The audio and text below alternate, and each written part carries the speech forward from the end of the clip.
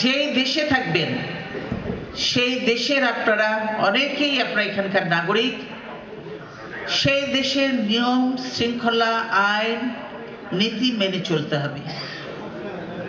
সেটা সেই দেশের জন্য যেমন প্রয়োজন, তেমনি আপনি এই দেশের নাগরিক হলেও অবশ্যই বাংলাদেশের নাগরিক। বাংলাদেশের মান সম্মানও সেখানে জড়িত থাকে, সেজন্য বাংলাদেশের জন্য এটা অত্যন্ত প্রয়োজন। সেই জিনিসটি আপনাদেরকে মনে রাখতে হবে। প্রিয় ভাই ও বোনেরা,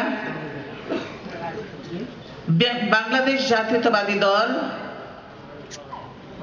অনেকবার বিপদের সম্মুখীন হয়েছে, কিন্তু আপনারা দেখেছেন যে আমাদের দেশপ্রেম ছিল, জনগণের সমর্থন ছিল, সেজন্য আমরা বিপদে পড়েছি।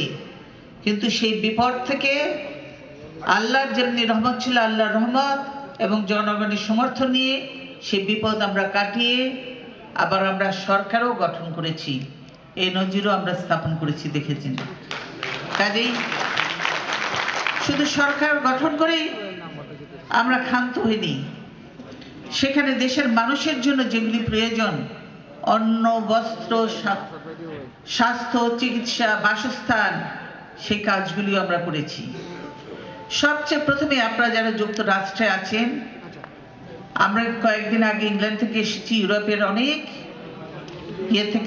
রাজ্য থেকে সেখান থেকে এসেছিল অনেকেই। এইসব দেশে আপনারা দেখেছেন যে সবচেয়ে বেশি যেটা প্রয়োজন আমাদের, সেটা হলো কি শিক্ষা। একটা শিক্ষিত জাতি শুধুমাত্র দেশকে উন্নতির দিকে, সামনের দিকে নিয়ে যেতে পারে, সেজন্য শিক্ষা সবচেয়ে বেশি প্রয়োজন। আর এই জিনিসটির অভাব আমাদের দেশে ছিল।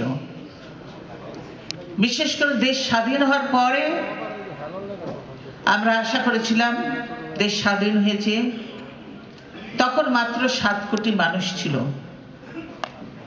এবং 7 কোটি মানুষ সকলেই তখন ঐক্যবদ্ধ ছিল যে সদ্য স্বাধীন দেশে আমরা সকলে মিলে দেশটিকে গড়ে তুলব। কিন্তু তখন যারা সরকারে ছিল তাদের দেশ গড়ার চিন্তা ছিল না, দেশের মানুষের প্রতি দায়িত্ববোধ ছিল না। তার জন্যই কিন্তু আপনারা দেখেছেন এই 7 কোটি মানুষের জন্য যে সাহায্যগুলি এসেছিল, দেশ গড়ার জন্য যে সাহায্যগুলি এসেছিল, সেই সাহায্যগুলি সাধারণ মানুষের কাছে পৌঁছেনি। দেশ গড়ার কোনো কাজে তারা মনোযোগ দেয়নি। তাদের লক্ষ্য উদ্দেশ্য ছিল ক্ষমতায় থেকে লুটপাট করা আর জুলুম নির্যাতন করে ক্ষমতাকে কিভাবে কুক্ষিগত করে